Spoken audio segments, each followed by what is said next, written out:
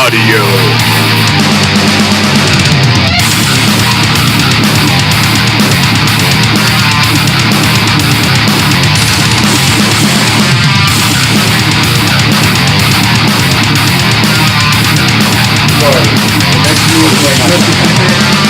Hello, and welcome to a new episode of Armbar. I'm your host, Tim Farley, and next to me is my trusted companion, John Jones. What's up, everybody?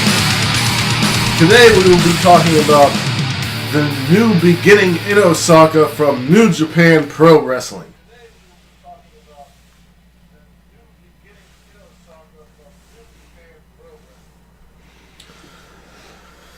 So, the first match... Okay. Jesus. What you got? Okay. I'm sorry. That's okay. Was Manabu Nakanishi, Tenkozy, and Ryusuke Taguchi against Togi Makabe, Toa Hanare... Oh, my bad. Yuji Nagata was on the other team. Ryusuke Taguchi, Toa Hanare, Tomeki Hama, and Togi Makabe. This match was what it was. It was the grandpa match. Right. The thing coming out of this, Nakanishi won, and he only has 4 more matches left to go before he retires. And I would have liked to have seen Toa Hanare go over, because I'm a little tired of seeing Toa in young lion or old man matches. I think he needs to. Maybe the Never Seen is for him, or he needs to join a faction like soon. Yeah. See, my issue with Toa Hanare is that I've never been given a reason to give a fuck about him. Right, because they put him in these and don't give a fuck matches. It really doesn't do him any favors because he's cool. His gear is cool. His persona is cool. He should be in like tag championship scene, or I don't know. Is he a junior? Is he a heavyweight? We don't even know that. Right. Like, come on. I agree. Do something for the guy, please. And hey, look, it's Honma. Oh man, it was fun for what it was. Please. Right. But yeah, the thing coming out of here is justice for Hanare. Justice for Hanare. Start the hashtag. Hashtag Justice for Hanare. The next match we got was the junior heavyweight tag team title. Roppongi 3K going up against 3K? Yoshinobu Kanemaru and El Desperado of Suzuki Gun. The story here was that Suzuki Gun had worked on Sho's leg beforehand during the tour, and they continued that story throughout the match. I was very impressed with Kanemaru. Given his age, the guy could still go really well. He hit a guillotine leg drop off the rail, which was pretty sweet. The end came when I believe 3K hit the 3K, which is like a package pile driver type of maneuver or something. I don't. Yeah. This was a really good match. It was what you would expect from junior division match. Yeah, and it was just like you said, what you expect from a junior match. Roppongi doing flippy shit. Suzuki Gun just being brutal, like kicking ass. And Desperado is one of my favorite people on the roster. I like him a lot. And Kanemaru, for his age, is really, really good. Yes. He missed the and obviously the Satori special is good. Yeah. Speaking of, yeah. After the match, Rocky Romero came out to congratulate his tag team, and as we know, he is the coach of the LA Dojo, and so is one Ryusuke Taguchi. And Taguchi comes out with a basketball, and a headband, and he puts the headband on Romero because of who he is. Yeah, and he puts the ball between his legs a few times. He tried bouncing it in the ring, which was not good, but he made a statement to Romero that we are both great coaches and we should be the next contenders for Roppongi's title. The 3K duo was a little taken aback that Romero agreed to this. Right. But it was all in respect, and it looks like we have ourselves the next junior heavyweight title feud. Now, this match and another match, I'm going to talk about the tag team title scene. Every year for the junior tag team division and the heavyweight tag team division, they have a tag league. I mean, most of the year are tournaments in New Japan, sprinkled with events like Dominion, Sakura Genesis, such like that. And there are no viable teams. There's like 3 right now in the heavyweight division, and there's 2 in these 2 that faced each other in the junior heavyweight division. And I think that if they just do away with the junior... I'm trying to like frame it. the junior and the heavyweight divisions, they would be able to have more of compelling teams to go against each other. Also,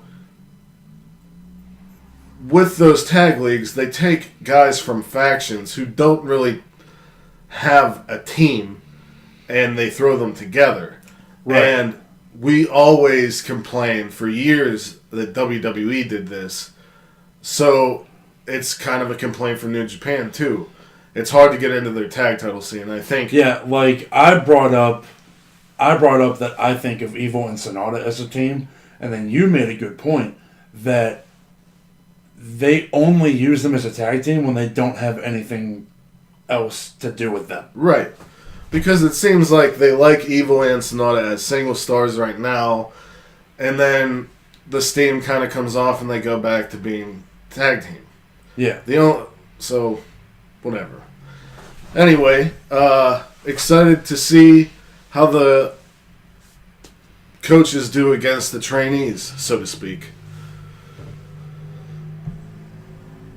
The next match, which is about the tag titles as well, was FinJuice, Kota Ibushi, and Hiroshi Tanahashi, who looked like someone's aunt who just got out of a blow dryer.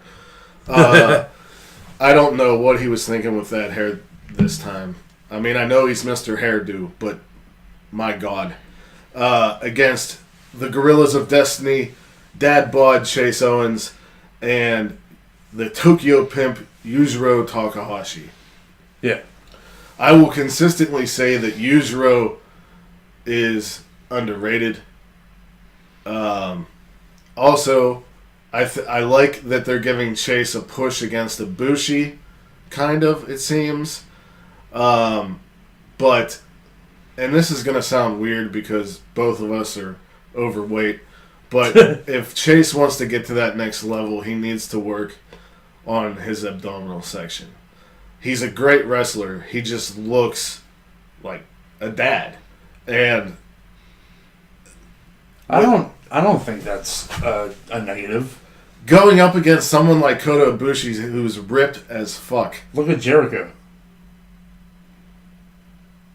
Yeah, but Jericho's still in and look at the decent level, shape, and he's older. I mean, sure, but yeah, I guess. I just don't think it's that big a deal. Right. Yeah. I don't think what somebody looks like directly correlates to how good they are. That's not what I was trying to say. It's not that I don't think he's good. Yeah. It's about the believability factor. Well, sure. If he's going to be contending against higher up wrestlers. Okay, but then you could say that Marco Stunt needs to gain height. Well, that's impossible. Well, what if it's impossible for Chase? Well, then, if he has an issue like Cassius Ohno, I don't fucking know. then I take away my. I mean, I don't what know I'm shit. saying. I'm a dirt sheet dude. I don't know shit. But I'm just saying. Well, anyway, we had some good exchanges here. The other thing about the tag titles is this. We all celebrated for Finjuice winning the tag titles at Wrestle Kingdom. In less than a month... Sid said, the Nerdy Mark says the Chase needs to pull up his pants and do the Muscle Man dance. I agree. Less than a month later, the Gorillas of Destiny won them back. Right. Why? Weird. Super weird. You want to get Finjuice over, they're hot, why not? I don't get it. I think that Juice is more over than Finjuice is over. Well, that's my take. My take. Yeah. Hiroshi Tanahashi pinned Tonga Loa for the win. And afterwards, we see Kota Ibushi and Hiroshi Tanahashi challenging the Gorillas of Destiny for the titles. But Finjuice has something to say because they want their rematch. It all ends with the four good guys yelling at the Bullet Club. Yeah. Wah! We want titles. Wah! Me want title match. And I like the pairing of Tanahashi and Ibushi. Obviously, Me too. Tanahashi loves Ibushi, and I think this was probably his idea to form a tag team.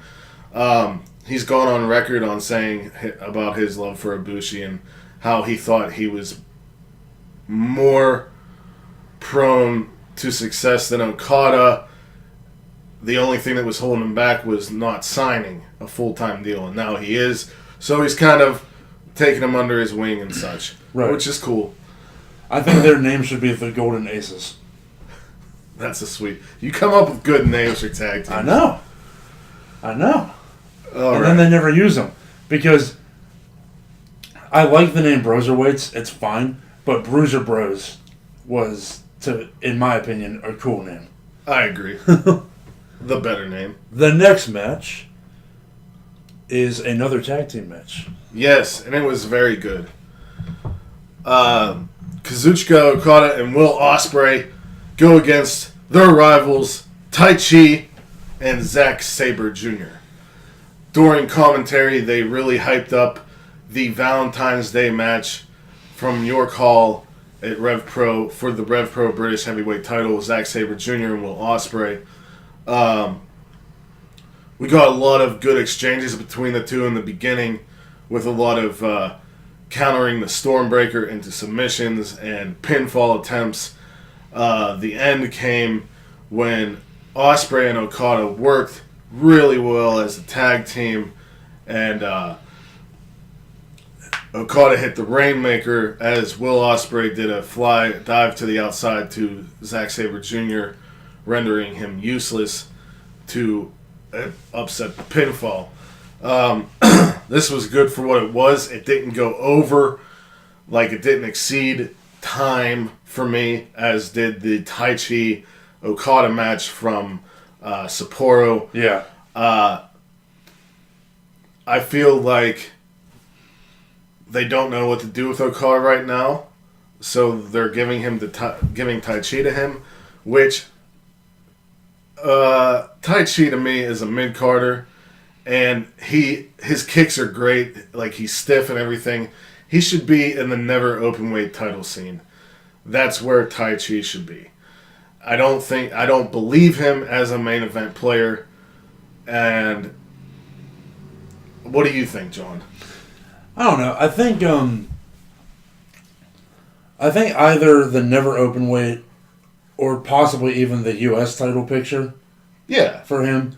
Yeah, like a mid-card area. Because like he's been around for a long time. Yeah, I think he's about to turn 40 or something. Yeah, and he's never really gotten up to that main event level. But he's a guy that's been around just as long, if not longer, than Okada. Just as long as the Bullet Club has been a thing. Like he's been there. Yeah. So he deserves something. Maybe that's what they're doing here. I just don't know that he deserves to be in the IWGP picture. Right. And also, I think it makes Okada look a little less than to be in a rivalry with someone like Taichi. Yeah. Unlike his rivalry last year with Sonata, who we will be talking about. Maybe what they need to do for Taichi to get him more over, give him a good run in the G1. Right. Do something like that. Or even the New Japan Cup that's coming up.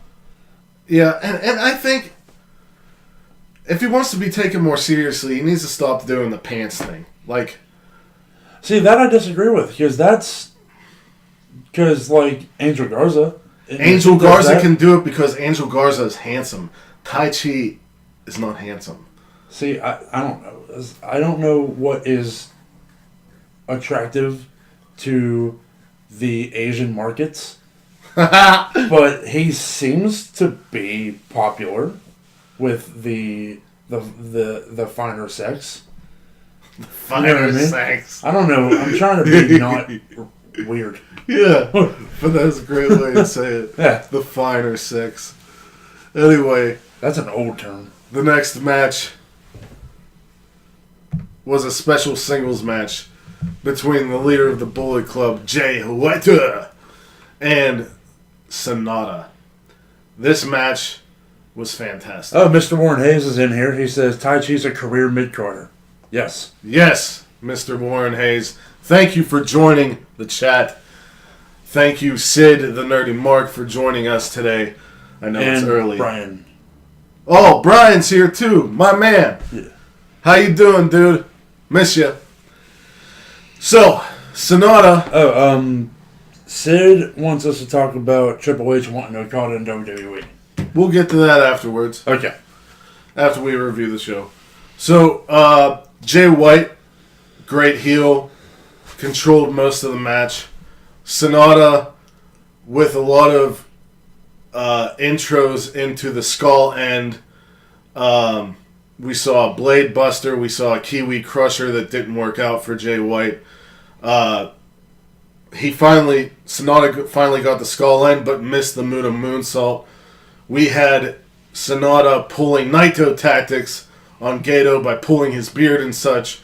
But in the end, eventually, Jay White defeated Sonata with the switch. Is it called the Switchblade? No, the Blade Runner. Blade Runner, yeah. I thought this match was great.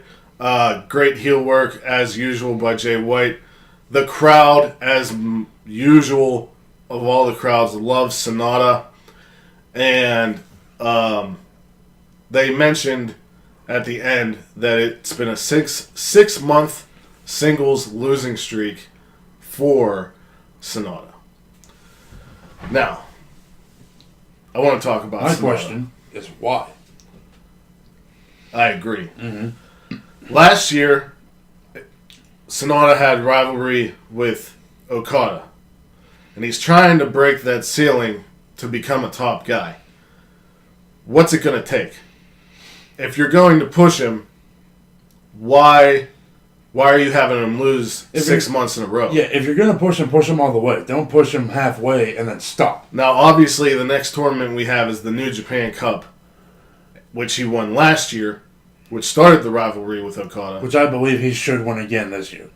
Now that may be the way to break the ceiling. Double 2 consecutive New Japan Cup wins. Yeah. Last guy that did it. And it would be interesting to see Sonata versus Naito. Because he could go off on his own. They've hinted at it before. Yeah. Correct me if I'm wrong. Is the last person that won 2 consecutive tournaments like that, was it Tenzan winning 2 G1s in a row? Brother, I don't know. We're going to have to call up Chris Charlton. Yeah, definitely. I want to say it was Tenzan. But it might Tenzan or Chono? No. I think it was her, Goto, that won 2 consecutive G1s. Sure it wasn't Chono? It might have been Chono, but I don't know. We got to do some research. I don't remember Chono. I remember Tenzan. Yeah.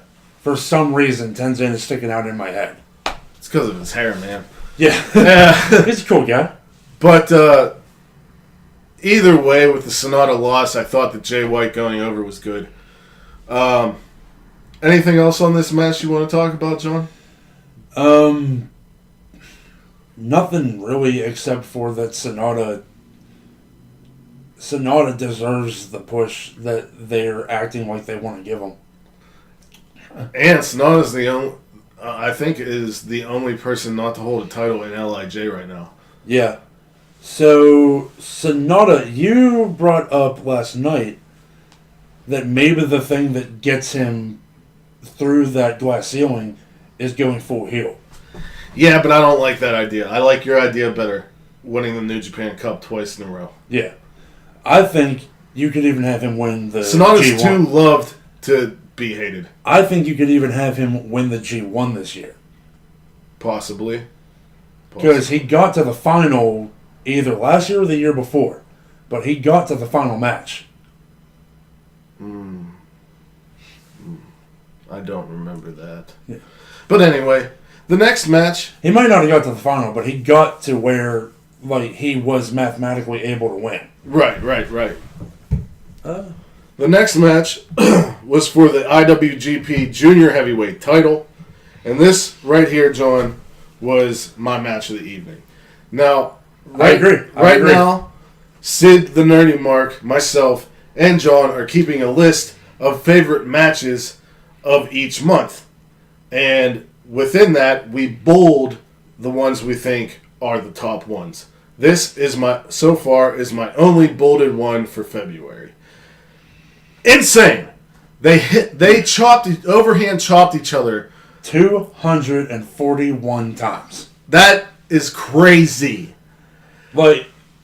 Throughout the entire... And that happened, early. Yes. So throughout the whole match, their chests were purple. Yeah. With bruising. There was a point where Hiromu was sitting on Ryu Lee set up. I was right. Tenzan was the last back-to-back winner of the G1 per Wikipedia. Nice. I knew there was some reason that he was sticking out in my head. So, Lee set up Hiromu on the guardrail and did a torpedo suicide dive, sending them over the commentary table, which was fantastic. I mean, these two guys put on an athletic show. He did the same thing to Ospreay last time they fought. Yeah, at the Minion for the title. Then he hit the running over the ropes in the Hurricane Rana, and Hiromu flew. Hiromu was on the apron with Dragon Lee. Yeah, I was going to say the overhead belly to belly, and I'll tell you, I was watching this late night because I watched this match live. Mm-hmm. I thought Ryu Lee was coming through the damn TV screen because he threw him into a camera guy. Right. I mean, this match was fantastic. These two have amazing chemistry, and every time there was 2 times, I believe, where the Phoenix Plex, which injured Hiromu from Dragon Lee, was going to happen, and the crowd was so scared. I was scared. Every time he went to set up for that move, that crowd, and they were loud pretty much this whole night. The crowd was on fire.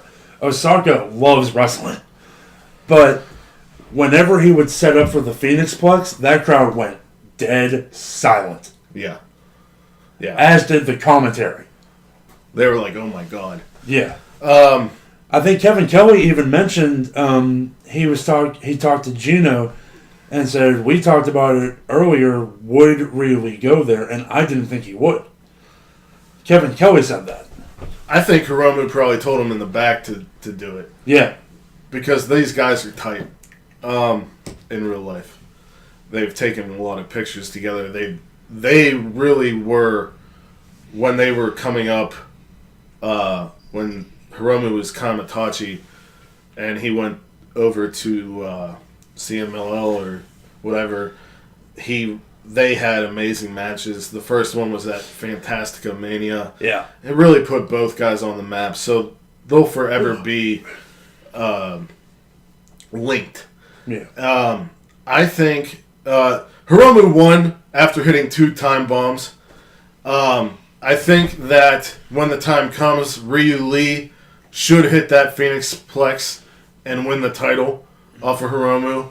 And I think this year, because the G1's in October, I think you have enough time to be able to make Hiromu either open weight or do what they did with Ospreay and Shingo last year and get him in that G1. Yeah. So he has more contenders. And we'll talk about that after a little while. Yeah, the next match was brutal. 2 sadists. Minoru Suzuki, the king of pro wrestling, going up against the purveyor of violence, the Death Rider, Jon Moxley. And Jon Moxley started this match by not going into the ring, but grabbing 2 chairs, going up the ramp, handing a chair to Suzuki and saying, "Let's go." And they dueled with chairs. Not once, but twice in this match. Yeah, it was like a lightsaber fight. There was guardrails involved. Tables. Suzuki focused on the MRSA arm. He put... Moxley got a table out, but Suzuki put his arm in a chair and then hit it with another chair.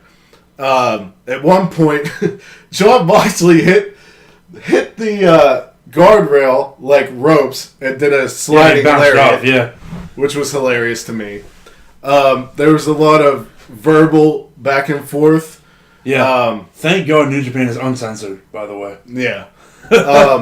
At one point, we saw, after a brutal exchange, Moxley kiss Suzuki's head.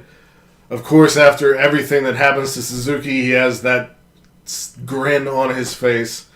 At one point, when he went towards the commentary table, Kevin Kelly sounded like he was going to piss himself, which was hilarious. Yeah, I love how commentary puts over how scary Suzuki is. Yeah, Kevin Kelly was like, when he was coming around, Gino said, "Oh shit, get me out of here!"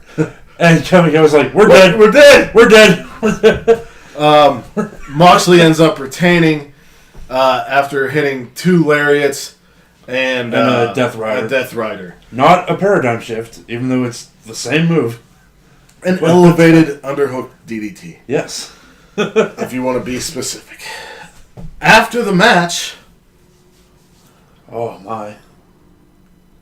Great Britain's savior, Zack Sabre Jr. Yeah, the human udon noodle came out. As Moxley called him afterwards. And choked out Jon Moxley, picked up the U.S. title, and then paraded around with it, yeah. Paraded around with it and put it on Moxley. So it looks like the British champion wants the U.S. championship. Afterwards, in interviews, Zack Sabre Jr. said, "You don't know Jon Moxley. You think you know him as the superstar who conquered America, but I know Jon Moxley in German bars, bleeding in his face, in the ECW arena, shattered in glass." Meaning he's known the real Jon Moxley. And he said, they need a new president over there, so why not me taking over the U.S. belt? And then Moxley got interviewed, and he did the "Are you an assassin or an errand boy?" from Dusty Rhodes. And he said, "I think you're an errand boy." He said no titles, so he's saying no to the title match. But he said he's going to take down Suzuki Gun, which is interesting. I like to see styles clashes of matches. Yeah. And I think Sabre and Moxley would be a good match. I just wonder when we're going to get it. The whole match would be Zack trying to catch Moxley. Right. Well, that's most of Sabre's matches. Yeah. Which is not boring. Not boring at all. And that wasn't sarcasm. That was truth. I mean, if you call a Zack Sabre Jr. match boring, but not a Brock Lesnar match, reevaluate your life. Warren said Saber gun. I agree. Suzuki should go and do some dream matches and eventually retire. We're getting Suzuki versus Orange Cassidy at Joey Janela's Spring Break 4. And there was a tweet by Ken Shamrock where he quoted an interview with Suzuki and said if he's looking for that Pancrase style of match, he's up to do it. And if you've seen Impact, Shamrock is shredded and still can go. I would love to see that match. Yeah. So anyway, the ultimate match of the evening. The main event of the evening. Naito Tetsuya! Putting up both titles, the Intercontinental and the World Heavyweight, against the most hated Japanese wrestler, Kenta. You have to say it like that because it's in all capitals. Kenta! Bullet Club shenanigans at the beginning where they all came out to support Kenta. I think Kenta, after the bell rang, I think he stalled the match for close to 7 minutes. Which was hilarious to me because Naito always does that. Yeah. But it didn't seem to upset Naito. No. Once they got in the ring and did a few exchanges, Kenta was thrown outside and he did the Tranquilo pose. Yeah. Meaning he wasn't affected. This match, Kenta had the striking... what word am I looking for here? Offense? Yeah. Kinda. That's not the word, but whatever. We'll go with that. I thought this was a believable match. Naito busted his head open off the turnbuckle, and he was bleeding like a stuck pig. A stuffed pig. Stuffed pig? I thought it was stuck. No. Whatever. Never made sense to me anyway. I think it's stuffed pig. Maybe I've been hearing it wrong for years. Yeah. And anything you got to say about this match? Other than it was a fucking barn burner. Right. I thought it was very, very entertaining that as soon as Kenta was ready to go and got in the ring, Naito immediately rolled out. Kenta got the crossface on, but Naito got out of there.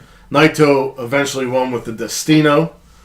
Jay White came down and tried to interfere, but Bushi came down and missed the mist. And Jay White took him out, but then Hiromu came down and scared off and beat off Jay White. So then Tetsuya Naito got on the mic after the match, after he won with the Destino. And traditionally, as they were saying throughout the show, at the anniversary show, which is next, the junior heavyweight champion goes up against the heavyweight champion. So we're going to get Hiromu versus Naito. Naito tells Hiromu to come out, asks him if he wants to do it. Hiromu talks about, you trained me, you were always there for me. When I went on excursion, you told me when we come back we'd have a match together. We still haven't had that, so of course the answer is yes. And this has my nips hard. For multiple reasons. I love Hiromu. I love Naito. I love the idea of two faction members going at it. I'm scared because Naito's offense is focused around the neck, and Hiromu just came back from a neck injury. I think it's going to be great. So, yeah. What would you grade this show? I'd say A+. I'd say A+ too. New Japan delivers once again. I love New Japan. So, we had a question from Sid asking, what do we think about the rumors of Triple H trying to sign Kazuchika Okada? And I'm going to let John take this first. Okay. So, Okada is a guy that obviously, if given the opportunity, could flourish anywhere. When he was with Impact Wrestling, when it was still called TNA, they dicked him completely and ruined him in the eyes of a lot of fans that only focus on wrestling in the States. They made him a fucking Green Hornet Kato guy. Yeah. Which is disgusting. Very. So, would fans, casual fans that only watch wrestling in the States, would they care about Okada? NXT fans would. NXT fans would. They'd have to build him all over again. But once he got to that main roster, we all know what Vince is going to do. He's Japanese. We had a world war with Japanese people. So he's going to have to be a heel. Yeah. And we don't really care about them. And he's not going to be allowed to speak English. He'll be a mid-carder. So if I was Okada, I wouldn't go until the old man's dead. First of all. But what do I think of it? I think nothing of it. I think Okada is a New Japan loyalist. I think if he wanted to go, he could have went many times. I think he could have went when Nakamura went. The rumor coming out now, it must be more vocalized, but I believe that WWE was probably interested in him for years. Yeah. Sonata too. Yeah. So what I think is, Okada, you're good where you are. If you ever go to the States, let it be somewhere that's going to give you love. And you're not going to get love from Vince McMahon. Because, unfortunately, he sees the world as it's 1945 or whenever World War II was. Yeah. So, I'm sorry, my history may be off. I think it was 45, 42, whatever. I don't know. So with that, wherever you are in the world, whether it's morning, noon, or night, you have a great one, and peace and love to all of you. Bang! See you later, folks.